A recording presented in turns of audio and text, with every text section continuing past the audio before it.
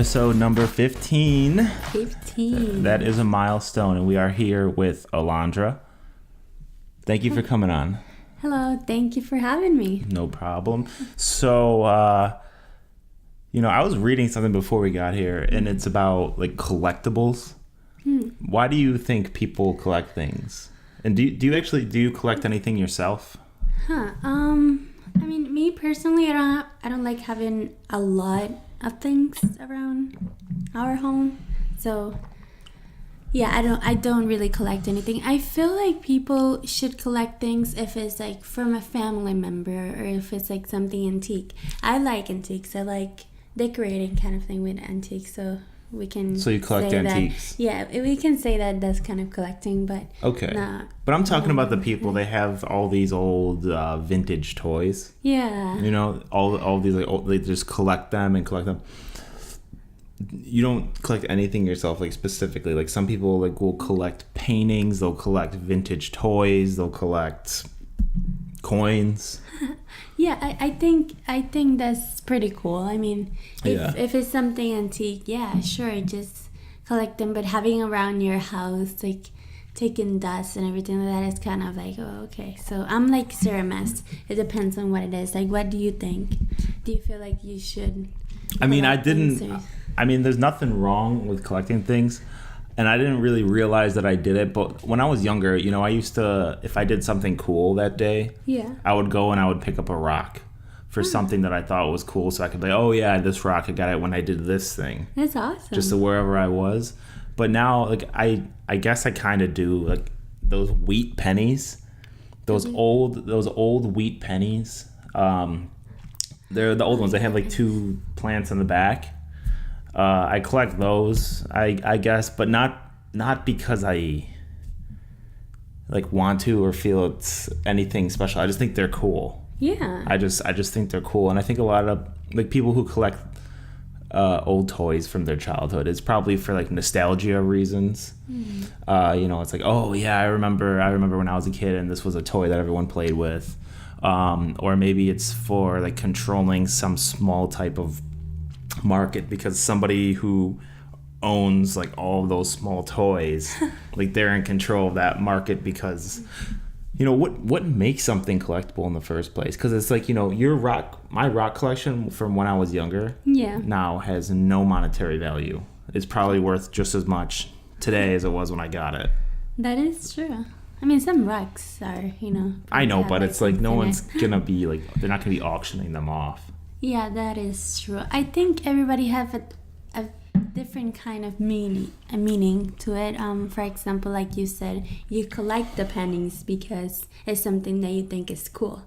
People can collect things because they say, okay, maybe in 10 years this is gonna worth something, or maybe I collect it because it's cool to me, or maybe it's because my mom used to do it, or my family member used to do it, so I am gonna do it too, a family tradition. Yeah. It has so many meanings, But how weird is it that someone would go and want to get as many of one specific type of item as they can, to hoard all of those items?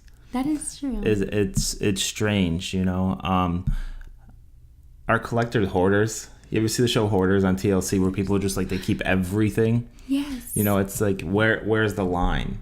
Is the line okay, well, this person collects a bunch of garbage, and this person collects a bunch of old toys? Yeah. Maybe just because one has value, and I'm not sure. I think there's the line the step forward that you shouldn't take is when it damages your health or your household, or because that show we have seen it, and it's just so unsanitary. Yeah, that's the word, right? Yeah. So I don't think you should get to that point. Even if it's valuable, just sell your stuff. Don't collect things that are gonna damage your life or your health, or even family members, because they cannot go to your home. That's just well, it's a good thing. Think about it. Collecting is a good thing. All a museum is really just a collection. Yeah. There's old car museums. There's There can be like science museums of all these things that aren't around anymore, and it reminds you of what life used to be like. Because if you're just throwing out all of those things, all you have to remember what happened during that time is just text. Yeah. And it's nice to be able to see the item. So yeah, it's kind of, collectors are probably good because it's a way of preserving history.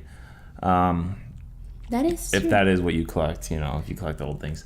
But yeah, so yeah. Sorry, the same that when we went to the museum of, how is it called, like the World War II. It was a war. Oh, the Civil War Museum. Yeah, so I never had seen that kind of history, and it's nice to have like those collectibles there that you can see it. Yeah. Where was that, in Harrisburg? Yeah. Yeah, check that out. The Civil War Museum in Harrisburg, Pennsylvania was really cool. Yeah. It's the national one, and they have Abraham Lincoln's stovepipe hat. Yes. They have all that. And yeah.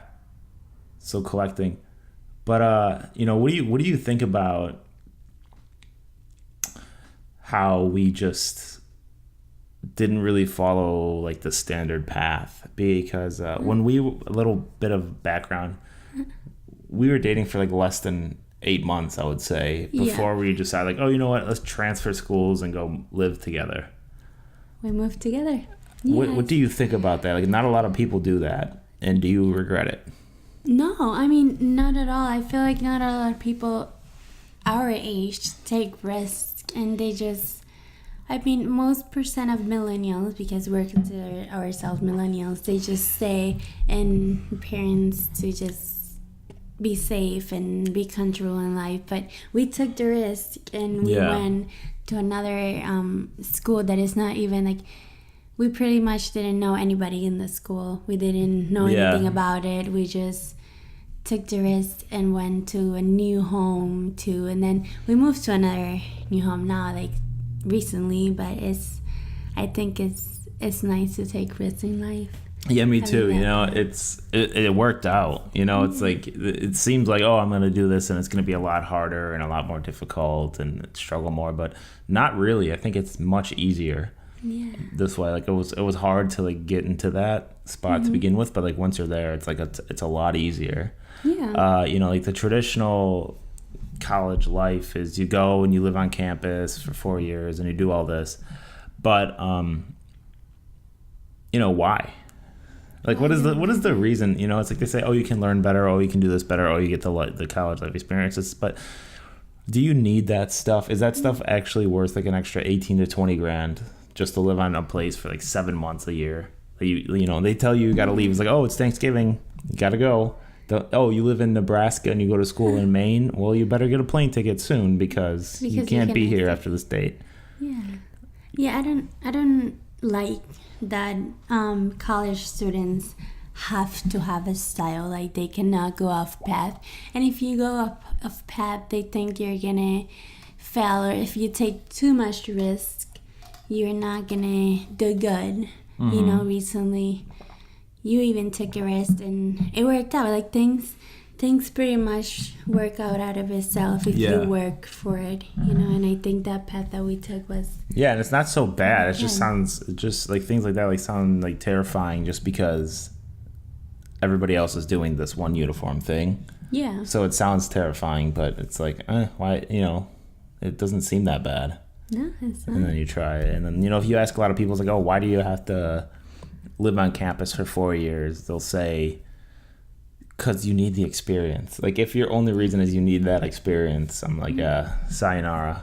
Yeah, even nowadays, some schools make you do 2 years of that experience. Yeah. And you're like, why I have to be stuck in here? But I think living on your own is the best thing that you can do. I like it. Yeah, I love it, and I love living, just having our space, just being and doing whatever you can, because when you're in the school you cannot just go outside and be like, you have to go to activities or you have to do something from the room. Like, come on. Or just, it's ridiculous. Like it's like, if you're paying this much money, you should have a little bit more freedom. And the worst part was like the public bathroom. Like I said, I tell a story to everybody when I talk about this. The thing I miss the least is, you know, if you live in a dorm hall, you have a shared bathroom on each floor for like 50 people or more. Mm-hmm. And the sinks would be in there, and you're brushing your teeth and getting ready, and then like the stalls are right behind you. You know, so it wasn't uncommon to be brushing your teeth, getting ready to go to class in the morning, whatever, and here like every day, and you get so sick of it.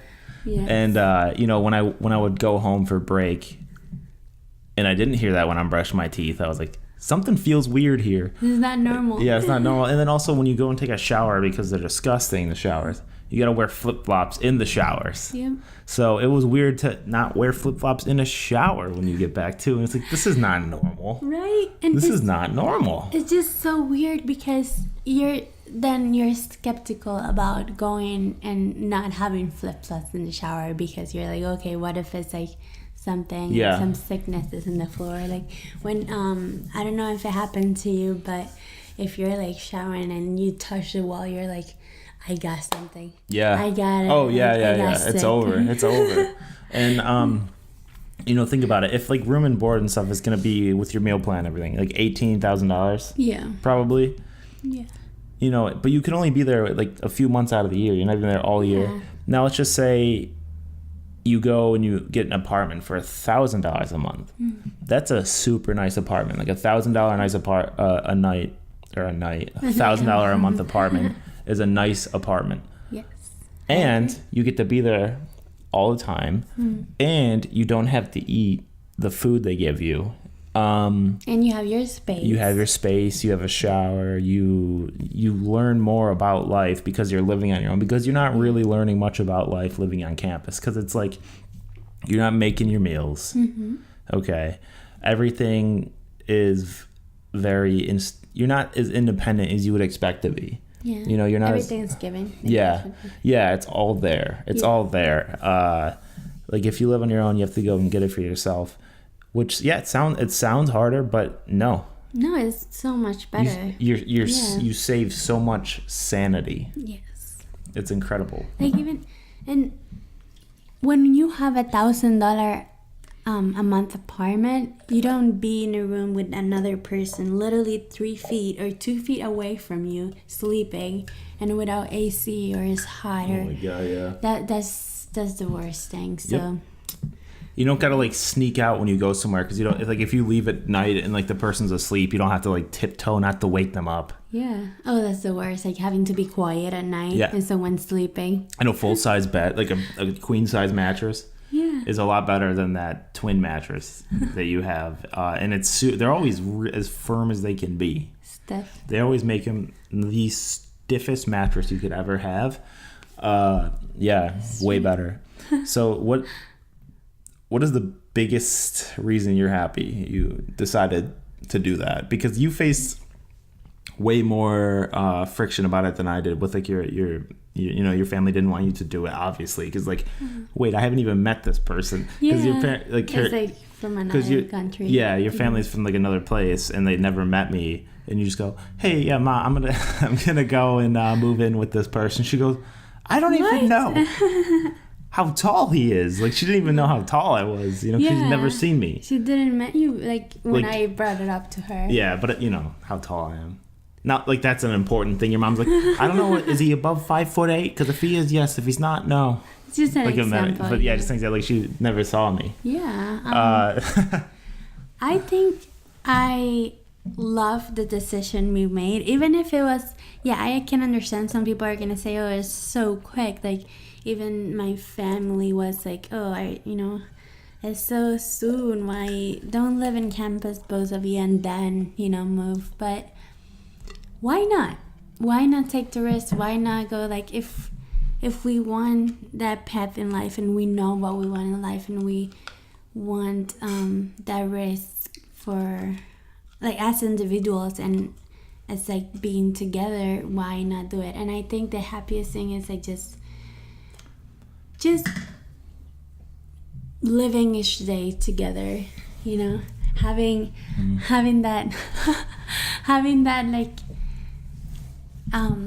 privilege, I can say, like the privilege of being and experiencing life like that and not having to like be in college and paying so much money, and it just, I don't know, so many things. And it gives you have more opportunities to explore because, you know, if you go to school in a different state or far away, you can't really go and get, the only jobs you can get are very like low paying part-time ones. But if you live where you live all year round, you can go and get a better job because you're there all year. Because no person's not any employer is gonna want to hire you and pay you like $20 an hour if you're like, I can only work like 7 months out of the year and I'm not here on any holidays and stuff because, you know, I don't live here. So it's frustrating. Yeah, and you don't gotta deal with that. You don't gotta deal with like extra noise. You don't gotta deal with whippersnappers and having to get out of the room if they whatever reason are doing something or whatever, but or changing in a towel. Well, I had to change in the bedroom. I'm not gonna. Well, still, it's different. Yeah, you know. But my family loves Jacob now. You know your name, right? I think they know my name. No, the well, so the family love it and we're good. Everything is okay now with them thinking. You make it sound like it was like it wasn't bad. A divorce or something. No, I'm saying like what you said about like first living together. Oh yeah, no, of course. Like your mom is gonna be. I mean, because this is our second apartment, and your mom helped us move into the second one, so clearly she's supportive. I would think. Yeah, of course. I'm just clarifying. Yeah. Your mom had a harder time dealing with it because I was just a random person she ever met. Like mine, on the other hand. At least I'm not far away, and she's met you a few times before. Oh yeah. Because for her mom to go and see us, she has to fly out here. Exactly. So it's hard to see us very often. Yes. But for mine, we just can drive, so it's it's kind of unfair. It is easier for your mom. Yeah, but your mom handled it really well. Yeah, she did. Or maybe she doesn't want us to live together. No, I'm just kidding. It's a joke. She's showing it bad. She's not showing it well. Right? Yeah, but it's just joking. But that's all. Anything else? That's good. Yeah, sure. All right. Thank you for watching episode 15.